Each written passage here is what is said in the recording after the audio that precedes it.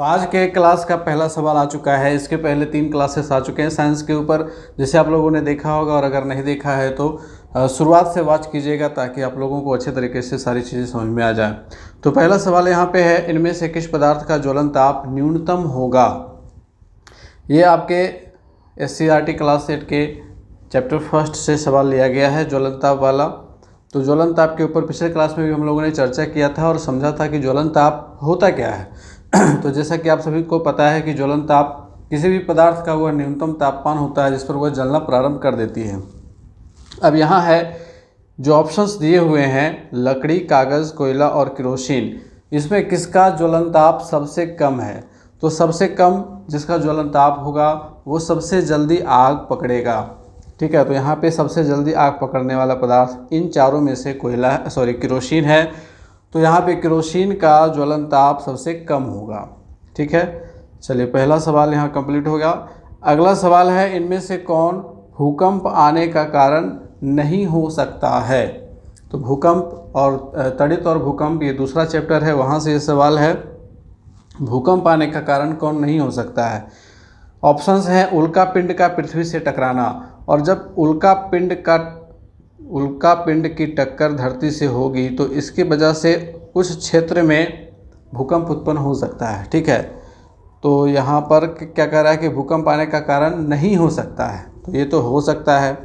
ज्वालामुखी विस्फोट से भी भूकंप आते हैं। ठीक है, समुद्र में ज्वालामुखी विस्फोट होता है, उसकी वजह से भूकंप वहाँ के तटीय क्षेत्रों तक महसूस किए जाते हैं, और कहीं कहीं जो मैदानी भाग होते हैं वहाँ भी ज्वालामुखी जब विस्फोट होता है तो उसके आसपास के इलाकों में भूकंप महसूस किया जाता है। तीसरा ऑप्शन है बाढ़ की वजह से भूकंप नहीं आता है। यहाँ पर हमारा ये तीसरा ऑप्शन ही सही हो जाएगा। पृथ्वी के भूपर्पटी पर कंपन, ये तो सबसे ज़्यादा बड़ा कारण है भूकंप का, और इसी वजह से सर्वाधिक क्षेत्रों में भूकंप आती है पृथ्वी के भूपर्पटी के कंपन के कारण। तो तीसरा ऑप्शन हमारा यहाँ पे सही हो जाएगा। नेक्स्ट क्वेश्चन है, अनाजों के भंडारण के लिए उपयोग में नहीं लाया जाता है। ऑप्शंस हैं, जूट के बोरे, तो जूट के बोरे हम लोग भंडारण के लिए इस्तेमाल करते हैं। साइलो कहते हैं बड़े बड़े कोठियों को। ठीक है, बड़े बड़े जो धातु के बने चादरों से बने कोठी होते हैं। ठीक है, पहले हम लोगों के गांव घरों में मिट्टी के बने कोठी होते थे, लेकिन अब उसका स्थान धातु के चादर के बने हुए कोठियों ने ले लिया है, तो उसी को साइलो कहते हैं। और बड़े स्तर पर, बड़े पैमाने पर जो बड़े बड़े गोदाम होते हैं वहाँ पे बड़े बड़े कोठियों में अनाज का भंडारण किया जाता है, तो उसको साइलो कहते हैं। FCI के गोदाम, तो FCI के गोदाम में तो अनाज का भंडारण होता ही है। चौथा ऑप्शन है आर्द्र गृह, तो आर्द्र गृह यानी कि ऐसा हाउस या ऐसा स्टोरेज सिस्टम जहाँ पे आर्द्रता हो, ह्यूमिडिटी हो। तो अगर ह्यूमिडिटी वाले स्थान पे अनाज का भंडारण करेंगे तो स्पष्ट रूप से वहाँ अनाज जो है वो खराब हो जाएगा। तो आर्द्र गृह का उपयोग हम अनाज के भंडारण में नहीं कर सकते हैं। ठीक है, कोल्ड स्टोरेज का इस्तेमाल किया जाता है, शीत गृह का, लेकिन आर्द्र गृह जहाँ बहुत ज़्यादा ह्यूमिडिटी हो वहाँ हम किसी भी अनाज का भंडारण नहीं करेंगे, क्योंकि वहाँ पे अनाज वो खराब होने की संभावना ज़्यादा हो जाएगी। तो चौथा ऑप्शन हमारा यहाँ पे सही हो जाएगा। नेक्स्ट क्वेश्चन है कि बल का प्रयोग कर गतिशील वस्तु की गति को क्या क्या किया जा सकता है। बढ़ाया जा सकता है, घटाया जा सकता है, शून्य किया जा सकता है, ना तो बढ़ाया जा सकता है और ना ही घटाया जा सकता है, या फिर पांचवा ऑप्शन होगा। तो इस प्रश्न का आंसर पांचवा ऑप्शन हो जाएगा, क्योंकि बल का प्रयोग करके हम किसी भी गतिशील वस्तु की गति को बढ़ा सकते हैं। अगर एक्स्ट्रा और ज़्यादा फोर्स उस पर लग जाएगा तो उसकी गति और ज़्यादा बढ़ जाएगी।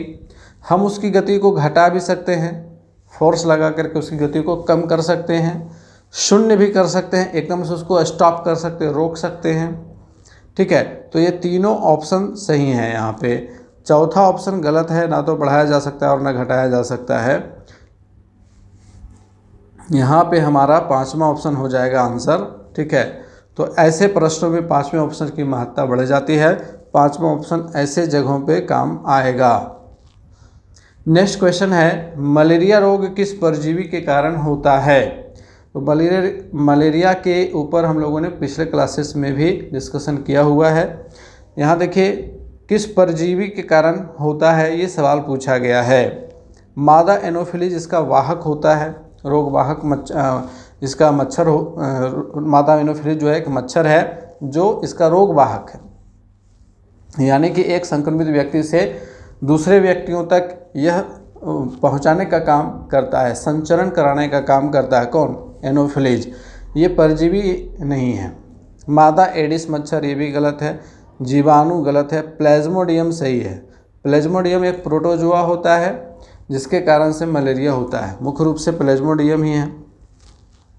तो यहाँ पर चौथा ऑप्शन हमारा सही हो जाएगा। मलेरिया परजीवी प्लेज्मोडियम के कारण होता है। प्लेज्मोडियम एक प्रोटोजोआ होता है और यह मादा एनोफिलीज मच्छर जो है इसका वाहक होता है। और इसका इलाज किसके द्वारा होता है? सिनकोना वृक्ष के छाल से। सिनकोना वृक्ष के छाल से कौन सी दवा बनाई जाती है? कुनैन। तो कुनैन के द्वारा इसका इलाज होता है। नेक्स्ट सवाल है, दूध को परिरक्षित करने की प्रक्रिया पौष्टिरीकरण की खोज किसने की थी?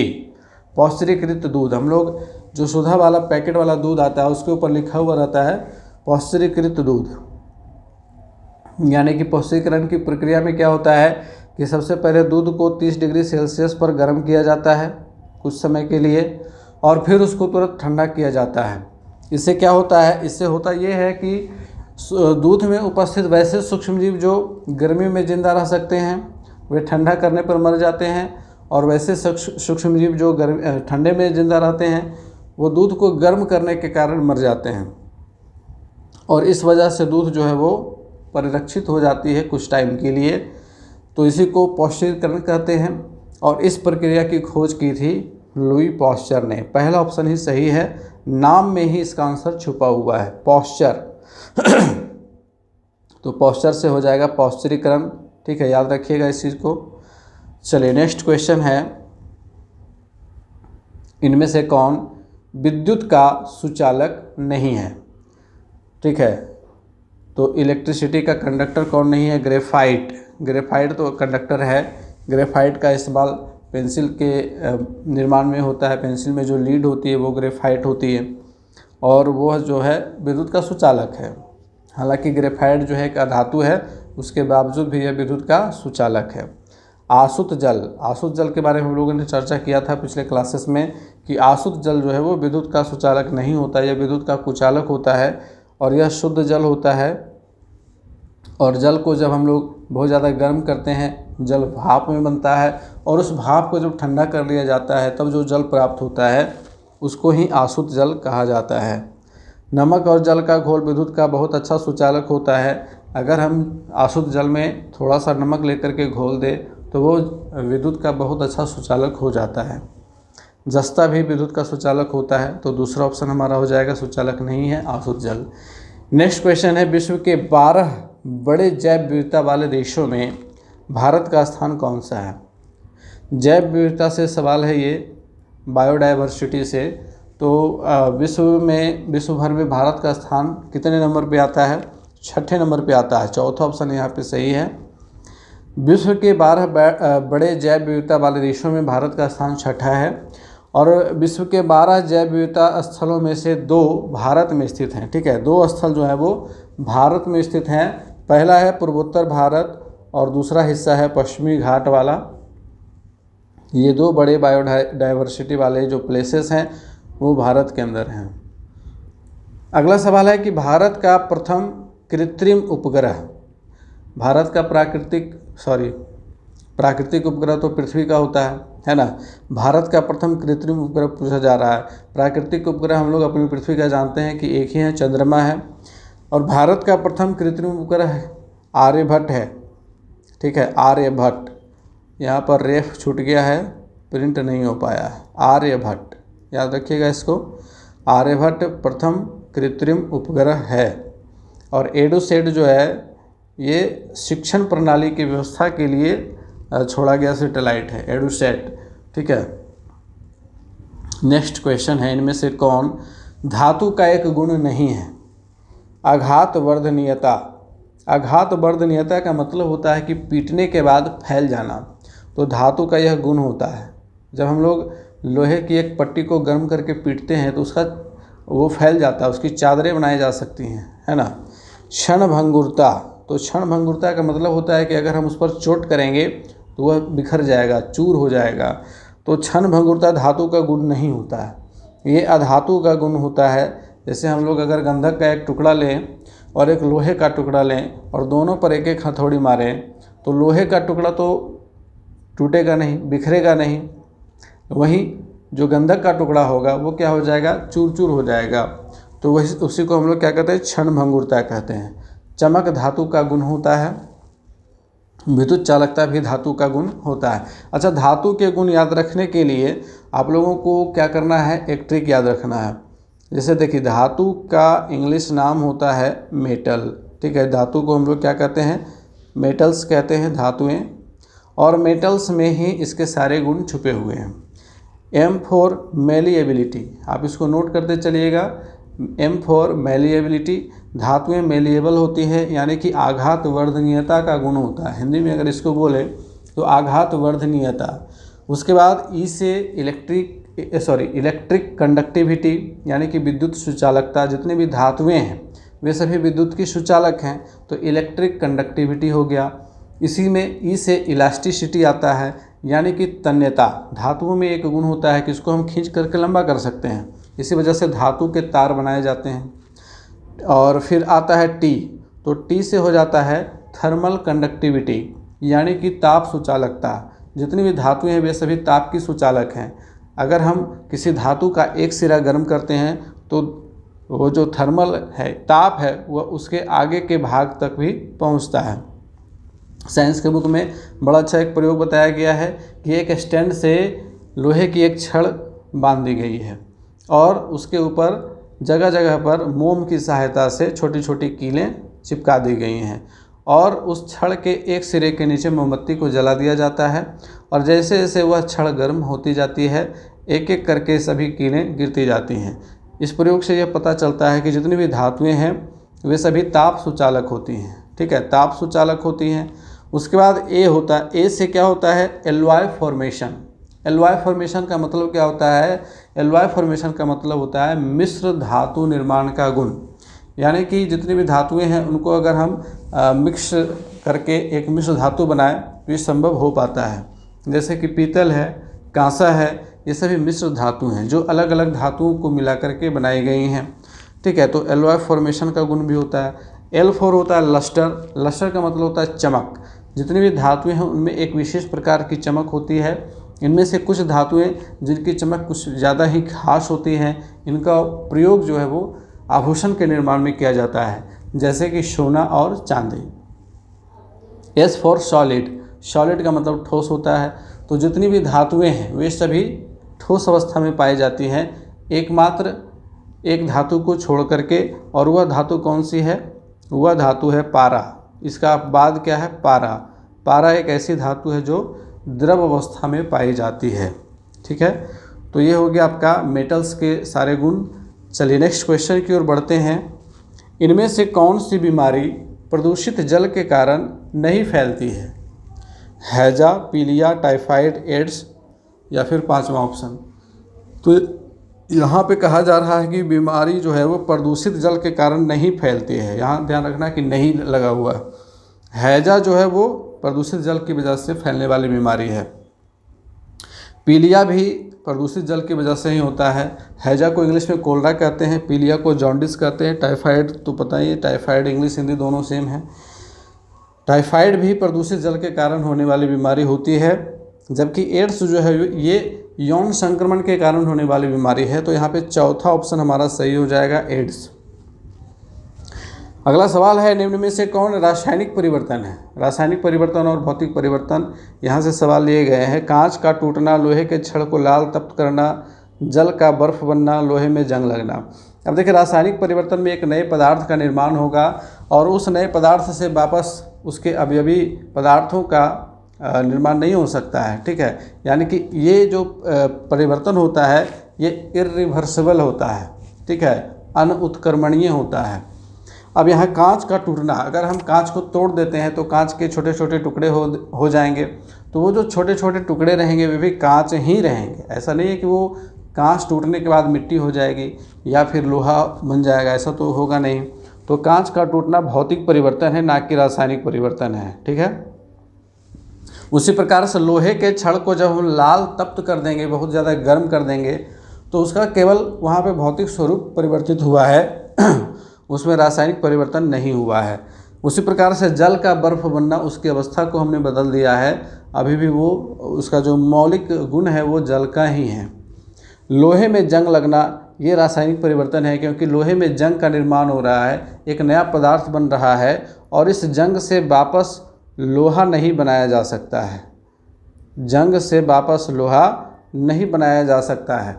तो यहाँ पर यह जो परिवर्तन है ये रासायनिक परिवर्तन के अंतर्गत आएगा।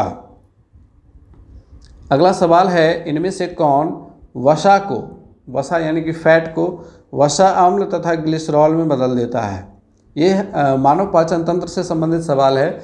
मानव का जब पाचन तंत्र काम करता है, जैसे कि मुख गुहा से ही पाचन शुरू हो जाता है, ठीक है, उसके बाद आमाशय में पाचन की क्रिया होती है, उसके बाद फिर आंतों में जाता है। तो यहाँ पे वसा का पाचन जो है वो आमाशय में शुरू हो जाता है। तो वसा को वसा अम्ल और ग्लिसरॉल में बदलने वाला कौन है? सक्रिय पेप्सिन, लाइपेज, एमाइलेस, इन्वर्टेज। तो इसका सही ऑप्शन हो जाएगा ऑप्शन नंबर 2, लाइपेज। लाइपेज एक एंजाइम है जो वसा को वसा अम्ल तथा ग्लिसरॉल में बदल देता है। और इसका स्राव, लाइपेज का जो स्राव है, लाइपेज कहाँ से स्रावित होता है, कहाँ से ये निकलता है? तो ये मुख्य रूप से ये अग्नाशय से निकलता है। ठीक है, इसका प्रमुख जो स्रोत है वो अग्नाशय, ठीक है, पैंक्रियाज। तो पैंक्रियाज से ही इसका स्राव होता है, वहीं से लाइपेज निकलता है और ये वसा पर क्रिया करके उसको वसा अम्ल और ग्लिसरॉल में तोड़ देता है।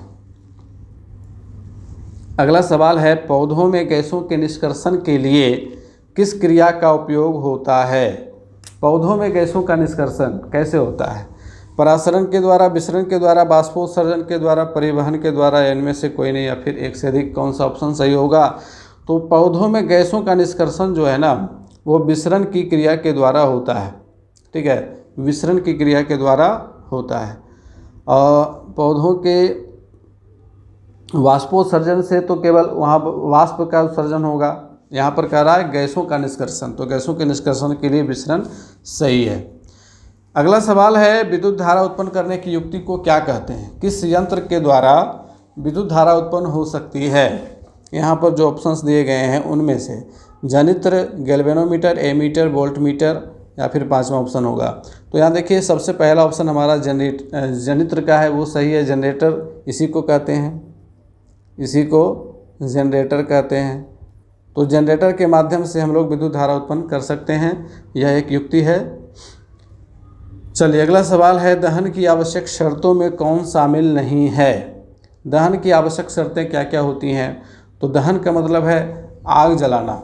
ठीक है, दहन का सिंपल सा मतलब है आग जलाना। और इस आग जलाने के लिए हमें क्या क्या चाहिए, आवश्यक शर्तें क्या क्या हैं? तो सबसे पहला तो ज्वलनशील पदार्थ का उपस्थित होना चाहिए, ऐसा पदार्थ जो जले, जिसमें आग लगे। उसके बाद दूसरा है ज्वलन ताप तक पहुंचने का उपाय, कुछ ऐसा उपाय होना चाहिए कि उसमें आग लगाया जा सके। एक सिंपल उदाहरण अगर हम लोग लें तो हमारे पास अगर कागज़ है, माचिस है और खुला हवादार स्थान है तो वहाँ पे हम लोग आसानी से आग जला सकते हैं। ठीक है, मोमबत्ती है, माचिस है, खुला हवादार स्थान है, वहाँ भी आराम से आग जला सकते हैं। तो दहन के लिए आवश्यक शर्तें हो जाती हैं। सबसे पहली शर्त है कि ज्वलनशील पदार्थ का उपस्थित होना।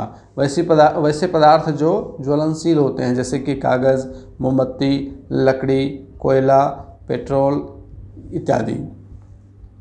ज्वलन ताप तक पहुँचने का उपाय, एक ऐसा माध्यम जिसके द्वारा हम आग लगा सकते हैं। जैसे कि अगर हमको मोमबत्ती जलानी है तो उसके लिए हमें माचिस की ज़रूरत पड़ेगी। ठीक है, दो पत्थरों को टकरा करके, पुराने ज़माने में जब इंसानों ने माचिस का आविष्कार नहीं किया था, उस टाइम पे पत्थरों को आपस में टकरा करके आग निकाली जाती थी। ठीक है, आज हम लोग एलपीजी गैस चूल्हा जो होता है हमारा, तो उस गैस चूल्हे को जलाने के लिए हम लोग क्या करते हैं, माचिस का उपयोग थोड़े करते हैं, उसके लिए हम लोग लाइटर का इस्तेमाल करते हैं। और लाइटर में जो मैकेनिज्म है वो पत्थर के ऊपर पत्थर टकराने वाला मैकेनिज्म ही है। ठीक है, और उसमें भी छोटा सा पत्थर ही होता है, जो पत्थर के ऊपर पत्थर टकराता है तो चिंगारी निकलती है। बिल्कुल वही मैकेनिज्म जो है वो लाइटर के अंदर होता है, तो वह भी ज्वलन ताप तक पहुँचने का एक उपाय है।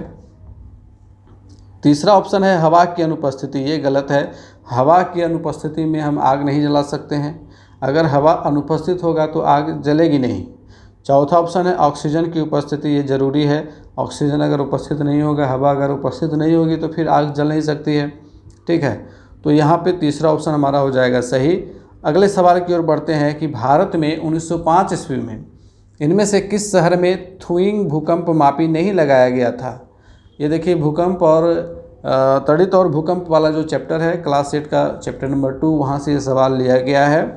और यहाँ पे एक भूकंप मापने वाला ये जो मशीन होता है, जो पहला मशीन आया था उसको थुइंग भूकंप मापी कहते थे। ठीक है, थुइंग नामक वैज्ञानिक ने इसको ढूंढा था, इसको बनाया था, इसीलिए थुइंग भूकंप मापी इसको कहते हैं। और ये जो थुइंग भूकंप मापी है ये 1905 ईस्वी में भारत के 3 शहरों में लगा था। ठीक है, और यहाँ जो आपके ऑप्शन में 4 शहर दिए हुए हैं, इनमें से एक शहर ऐसा है जहाँ यह मशीन नहीं लगाया गया था, बाकी के 3 शहर में लगाया गया था। शिमला में लगाया गया था, मुंबई में लगाया गया था, कोलकाता में लगाया गया था, बेंगलोर में नहीं लगाया गया था। तो दूसरा ऑप्शन हमारा यहाँ पे सही है, बेंगलोर। अगला सवाल है कि सबसे पहला रेशा देने वाला पौधा कौन सा था। सबसे पहला रेशा देने वाला पौधा, रेशा देने वाला पौधा यानी कि ऐसा पौधा जिससे हम रेशा प्राप्त करें और फिर उस रेशे से हम वस्त्र निर्माण कर सकते हैं। तो सबसे पहला रेशा देने वाला पौधा था हेम्प। तीसरा ऑप्शन सही है।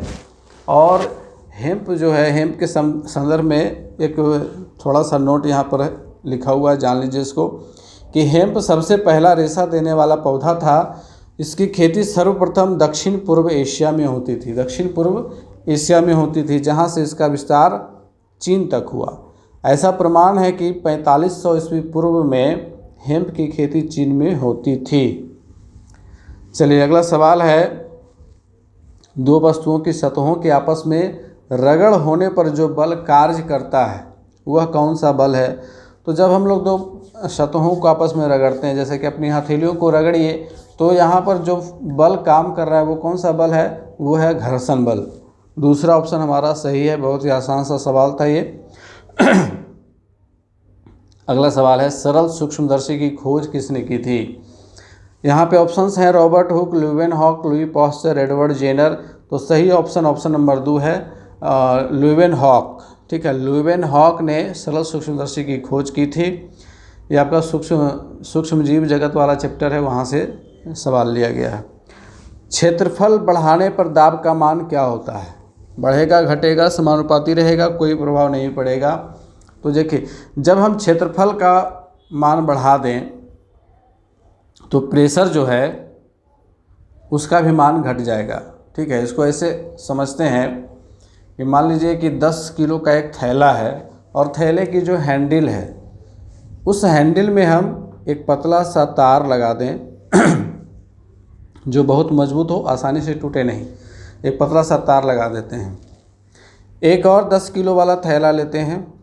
ठीक है, ये थैला है, ये भी एक 10 किलो वाला थैला है, और इस थैले के हैंडल पर हम एक मोटी कपड़े की पट्टी लगाएंगे। ठीक है, और दोनों थैले को उठाएंगे। तो कौन ज़्यादा दाब डालेगा, कौन ज़्यादा भारी लगेगा, ऐसा भी हम लोग कर सकते हैं। क्योंकि देखिए, दोनों का वज़न सेम है, 10 केजी ही है, 10 केजी ही है। लेकिन जब हम इसको अपने हाथों पर पकड़ेंगे तो चौड़ी पट्टी होने के कारण यह क्षेत्रफल ज़्यादा लेगा। वहीं इसमें केवल एक पतला सा तार लगा हुआ है जो कि बहुत ही कम क्षेत्रफल लेगा। तो कम क्षेत्रफल लेगा तो दाब अधिक लगेगा, तो वो थैला ऑटोमेटिकली क्या होगा, ज़्यादा भारी लगेगा। आभास ऐसा होगा कि वो ज़्यादा भारी है, क्योंकि वहाँ दाब ज़्यादा आरोपित हो रहा है। और 10 किलो वाला जो थैला है उसकी चौड़ी पट्टी होने के कारण हाँ, क्षेत्रफल बढ़ गया तो दाब का मान घट जाएगा, ठीक है। और क्षेत्रफल बढ़ाने पर दाब का मान यहाँ पर क्या हो जाएगा, घट जाता है। दूसरा ऑप्शन सही है ना। हम लोग देखते हैं कि कील को इस तरह से बनाया जाता है नुकीला कि जब उसको दीवार पर ठोका जाए तो बहुत ही कम क्षेत्रफल ले, ताकि अधिकतम दाब उस पर पड़े और वो आसानी से दीवार में ठुक जाए, ठीक है। चलिए नेक्स्ट क्वेश्चन है, सर्वप्रथम किस वैज्ञानिक ने यह दर्शाया कि यदि इलेक्ट्रोड जल में डूबे हों और उनके द्वारा विलयन में विद्युत धारा प्रवाहित की जाए तो हाइड्रोजन तथा ऑक्सीजन के बुलबुले उत्पन्न होते हैं। ऑप्शंस हैं Alessandro Volta, Michael Faraday, William Nicholson, Humphry Davy, या पांचवा ऑप्शन होगा। पांचवा ऑप्शन तो होगा नहीं यहाँ पे, चार में से कोई एक होगा। अगर कोई सही नहीं है तो फिर पांचवा ऑप्शन भी हो सकता है, ठीक है। तो यहाँ पर देखिए ऐसा फैक्चुअल सवाल आ जाएगा तो फिर इसमें अगर 100% याद है तभी आपको बनाना है, अन्यथा इसको स्किप करना होगा, स्किप करके भागना होगा, क्योंकि माइनस मार्किंग है। अगर आप गलत जवाब दीजिएगा तो फिर वहाँ पर नेगेटिव मार्किंग होगा। आपके सही वाले जो हिस्से होंगे, सही जो प्रश्न बन रहे हैं वहाँ से नंबर कट जाएंगे, तो ये प्रॉब्लम होगी। तो अगर इस तरह का फैक्चुअल सवाल आ जाए और अगर आपको बिल्कुल पता नहीं है तो निसंकोच रूप से उसको छोड़ देना है, ठीक है। यहाँ पर सही ऑप्शन है option number 3, William Nicholson. William Nicholson ने यह प्रयोग किया था और उन्होंने 1800 ईस्वी में, ये ब्रिटिश वैज्ञानिक थे, ब्रिटिश यानी कि इंग्लैंड के रहने वाले थे। तो विलियम निकलसन ने यह दर्शाया था कि यदि इलेक्ट्रोड जल में डूबे हों, उन्होंने क्या किया कि एक बीकर लिया, उसमें 2 इलेक्ट्रोड लगाए, एक प्लस एक माइनस, और दोनों में विद्युत धारा प्रवाहित कर दिया। तो जो एनोड था उसके ऊपर ऑक्सीजन आ गया और जो कैथोड था माइनस जो था वो कैथोड था, उसके ऊपर हाइड्रोजन आ गया, ठीक है। तो इस प्रकार से जल का विभक्तिकरण हो गया और इस प्रयोग को सबसे पहले विलियम निकलसन ने दर्शाया था। प्रयोग उन्होंने ही किया था सर्वप्रथम 1800 ईस्वी में। चलिए नेक्स्ट क्वेश्चन है, अंतर्राष्ट्रीय जैव विविधता दिवस कब मनाया जाता है। यह भी बिल्कुल फैक्चुअल सवाल है, अगर आपको पता होगा तो इसमें टिक लगाइएगा, अन्यथा आपको इसको भी स्किप करना होगा, छोड़ना होगा। अंतर्राष्ट्रीय जैव विविधता दिवस कब मनाया जाता है, इसलिए मैंने कुछ साइंस में से भी कुछ फैक्चुअल सवाल को लिया है, जानबूझ करके लिया है। साइंस में इस तरह के सवाल नहीं पूछे जाते हैं, लेकिन अगर पूछ दिए गए फैक्चुअल सवाल तो फिर वहाँ पर प्रॉब्लम हो जाएगी, ठीक है। और साइंस के बुक से ही सारे सवाल लिए गए, ऐसा नहीं है कि जीके का सवाल यहाँ ले लिया गया है। साइंस के बुक में एकदम जो नोट पॉइंट रहता है, बॉक्स में बना करके दिया जाता है, वहाँ से ऐसे सवाल बनाए गए हैं। तो अंतर्राष्ट्रीय जैव विविधता दिवस कब मनाया जाता है, 5 जून को हम लोग क्या मनाए हुए, अभी हाल फिलहाल पर्यावरण दिवस मनाए।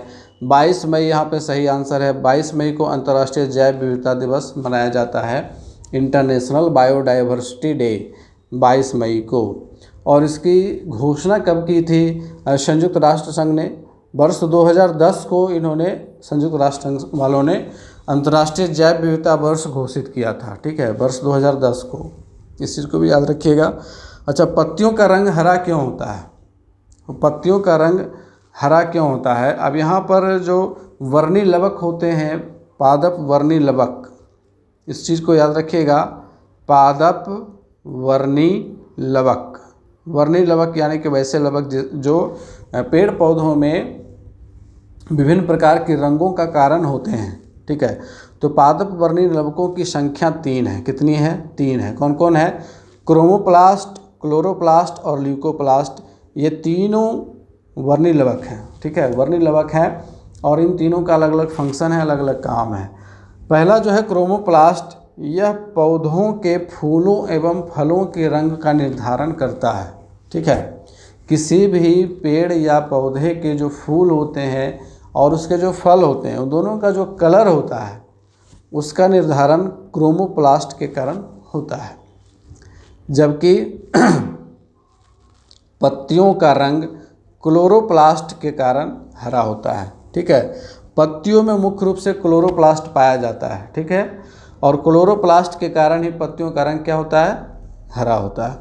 ल्यूकोप्लास्ट जो है ये न्यूट्रल है, इसमें कोई वर्ण नहीं होता है और ये किसी भी प्रकार के रंग का निर्धारण नहीं करता है, ठीक है, ये वर्ण रहित लवक है। चलिए नेक्स्ट क्वेश्चन है, सांद्र हाइड्रोक्लोरिक अम्ल और सांद्र नाइट्रिक अम्ल के 3:1 के अनुपात के ताज़ा मिश्रण को क्या कहते हैं? सांद्र हाइड्रोक्लोरिक अम्ल, ठीक है, HCl एकदम सांद्र यानी कि गाढ़ा, और सांद्र नाइट्रिक अम्ल यानी कि HNO3, इन दोनों का 3:1 का अनुपात। अब ये जो मिक्सचर बन जाएगा ये बड़ा खतरनाक घोल होगा, जो बहुत ज़्यादा कह सकते हैं कि ये तो एसिडिक हो गया, तो इसको हम लोग अम्लराज कहते हैं। क्या कहते हैं? अम्लराज कहते हैं, एक्वारेजिया कहते हैं। और एक्वारेजिया वह केमिकल सॉल्यूशन है, विलयन है, जिसमें सोना घुल जाता है।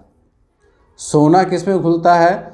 तो इसी अम्लराज में सोना भी घुल जाता है, इसकी कैपेसिटी इतनी ज़्यादा स्ट्रांग होती है। अगला सवाल है, वह प्रक्रिया जिसमें इत्र की गंध वायु में चारों ओर फैल जाती है क्या कहलाती है? इत्र की गंध, अगर हम सेंट लगा करके आते हैं, पूरा रूम जो है दमदमा जाता है, दमक जाता है, तो यह किस के कारण होता है? किस प्रक्रिया के कारण होता है? तो यह होता है विसरण के कारण, फ्यूजन के कारण होता है विसरण। यहाँ पे सही आंसर हो जाएगा। अगला सवाल है कि निम्न में से कौन एक शुद्ध पदार्थ है? तो शुद्ध पदार्थ प्रकृति में कौन कौन पाए जाते हैं? पदार्थ के वर्गीकरण में हम लोग इस चीज़ को पढ़ते हैं, पदार्थ के वर्गीकरण में पढ़ते हैं। पदार्थ के वर्गीकरण में मुख्य रूप से जो पदार्थ को 3 भागों में वर्गीकृत किया गया है। कौन कौन सा वर्ग है? तो सबसे पहला है तत्व, दूसरा है आपका यौगिक, और तीसरा क्या है? मिश्रण। तो तत्व और यौगिक ये दोनों शुद्ध पदार्थ कहे जाते हैं। तत्व और यौगिक शुद्ध पदार्थ कहे जाते हैं। क्यों? क्योंकि तत्व वह शुद्धतम पदार्थ होता है जो केवल एक ही प्रकार के परमाणुओं से मिलकर के बना होता है, जैसे लोहा है, सोना है, चांदी, तांबा इत्यादि हैं। इनको अगर हम लोग कितना भी छोटा कर दें तो इसके जो गुण होंगे वे वही रहेंगे जो ये पहले मूल रूप में थे, ठीक है। और यौगिक भी वह शुद्ध पदार्थ है जो 2 या 2 से अधिक तत्वों के एक निश्चित अनुपात में मिलने से बनता है, ठीक है। तो यौगिक में तत्वों का निश्चित अनुपात होता है, इसलिए यौगिक भी शुद्ध पदार्थ कहा जाता है। इसको याद रखेंगे। और आपका ऑप्शन है नदी का जल। और नदी का जल मिश्रण होता है, इसमें बहुत सारी चीज़ें मिली होती हैं, तो नदी का जल शुद्ध पदार्थ नहीं होगा। स्याही भी एक प्रकार का मिश्रण है, और मिश्रण कभी भी शुद्ध पदार्थ नहीं होता है, इसी को याद रखिएगा। तो यह ऑप्शन भी गलत हो गया। ग्लूकोस, तो ग्लूकोस यहाँ पे सही होगा, क्योंकि ग्लूकोस एक यौगिक है और ग्लूकोस यौगिक होने के कारण शुद्ध पदार्थ है ये। मिट्टी आपका क्या हो जाएगी? मिट्टी एक मिश्रण है और इसलिए यह शुद्ध पदार्थ के अंतर्गत नहीं आएगी। तो तीसरा ऑप्शन हमारा सही है, ग्लूकोस। अगला सवाल है, ग्लूकोज कितने कार्बन अणु से बना होता है? ये इसी सवाल से जुड़ा हुआ है। तो जब हम ग्लूकोज का जब अणुसूत्र लिखते हैं C6H12O6, तो यहाँ पर हमारा कार्बन का 6 अणु है। कार्बन के कितने अणु हैं? तो 6 अणु हैं। कार्बन के 6 अणुओं से मिलकर के ग्लूकोज बना होता है। अगला सवाल हमारा आ चुका है यहाँ पर, बाह्य उद्दीपनों के प्रभाव से, बाह्य उद्दीपन, ठीक है, एक्सटर्नल स्टिमुलस के प्रभाव से पौधों में होने वाली जो गति होती है वो क्या कहलाती है? तो बाह्य उद्दीपनों के प्रभाव से, अब जैसे कि धूप के कारण जो प्रभाव पड़ेगा पौधों की गति का, या फिर सेंसिटिव कुछ ऐसे पौधे होते हैं, सेंसिटिव होते हैं, जो बाह्य गति के कारण वो सिकुड़ जाते हैं। आपने देखा होगा छुई मुई का पौधा, या सुना होगा आप लोगों ने, छुई मुई का पौधा अगर उसको छू देता है कोई भी व्यक्ति तो वह पौधा सिकुड़ जाता है, ठीक है। तो वह गति जो है वो क्या कहलाती है? वह गति कहलाती है अनुवर्तनी गति। क्या कहलाती है? अनुवर्तनी गति। अगर हम क्या एक प्रयोग कर सकते हैं इसको देखने के लिए, पौधों में होने वाली गति को समझने के लिए, अनुवर्तनी गति को समझने के लिए एक प्रयोग किया जा सकता है। ऐसा किया जा सकता है कि हम एक गमला लेंगे और इस गमले में एक पौधा लगाएंगे, ठीक है, एक पौधा लगा देंगे और इस गमले को क्या करेंगे कि इस गमले को हम लोग, एक मिनट, इसको इस तरह से, चित्र अच्छा से नहीं बन पा रहा, अब ठीक बन गया, लेटा देंगे गमले को, क्या करेंगे, लेटा देंगे, पौधा इस तरह से हो जाएगा, ठीक है, पौधा इस तरह से हो जाएगा। अब यहाँ पर जो पौधे के जड़ होंगे तो जड़ की गति किधर होगी, जड़ की गति सीधे गमले के मिट्टी की ओर इधर बढ़ेगी। आपको क्या लगता है कि मिट्टी इधर है गमले में तो जड़ इधर ही जाना चाहिए, लेकिन नहीं, मिट्टी में हमेशा धरती के केंद्र की ओर जड़ की गति होती है। जब हम लोग इस पौधे को निकाल कर देखेंगे तो इसका जड़ जो है वो इधर नीचे की ओर बढ़ा होगा, ना कि सीधे की ओर, ठीक है। तो इसको अनुवर्तनी गति कहते हैं। उसी प्रकार से जो पररोह तंत्र होगा वो ऊपर जाएगा, ना कि सीधे इधर जाएगा, इधर नहीं जाएगा, ये ऊपर हो जाएगा, ठीक है, यहाँ से ही ये टर्न हो जाएगा ऊपर की ओर, अपराइट हो जाएगा। तो जो पररोह है वो हमेशा ऊपर जाता है और जो जड़ है वो हमेशा नीचे जाता है, पृथ्वी के केंद्र की ओर जाता है। तो इसको हम लोग क्या कहते हैं, अनुवर्तनी गति कहते हैं। चलिए नेक्स्ट क्वेश्चन, और इस क्लास का ये आखिरी सवाल है। क्लास आप लोगों को कैसा लग रहा है हमें कमेंट करके ज़रूर बताइएगा, और पसंद आ रहा है तो लाइक करते जाइएगा और अपने देश से साथियों तक शेयर ज़रूर कीजिएगा क्लास को। किसी परिपथ का वह गुण जो विद्युत ऊर्जा को ऊष्मा में बदल देता है क्या कहा जाता है? ऑप्शंस हैं धारा, विभवांतर, प्रतिरोध या फिर शक्ति। तो इसका सही ऑप्शन है ऑप्शन नंबर 3, प्रतिरोध, ठीक है। विद्युत ऊर्जा को ऊष्मीय ऊर्जा में बदल देना, यानी कि प्रतिरोध का वो काम है, प्रतिरोध के कारण ही ऊष्मा उत्पन्न होती है। और जितने भी विद्युतीय उपकरण हैं सभी में प्रतिरोध के कारण ही वो जो उपकरण है वो गर्म होता है। वहीं जब आप किसी तार में जब लगातार बिजली प्रवाहित होती है, आप उसको छू करके देखिएगा, ऊपर से जिसमें कवर लगा हुआ रहेगा, नंगा तार नहीं छूना है, कवर लगा हुआ रहेगा, तो उसमें आप लोग देखिएगा कि वो भी हीट हो जाता है। तो हीट होने का कारण क्या है? प्रतिरोध है। क्लास हमारा होता है यहाँ पे संपन्न। आप लोगों को क्लास कैसा लगा है हमें कमेंट करके ज़रूर बताइएगा, और चैनल पे नए हैं तो सब्सक्राइब जरूर कर लीजिएगा ताकि आने वाले सारे क्लासेस का नोटिफिकेशन आपको मिल सके और आप इन सभी क्लासेस का बेनिफिट ले सके।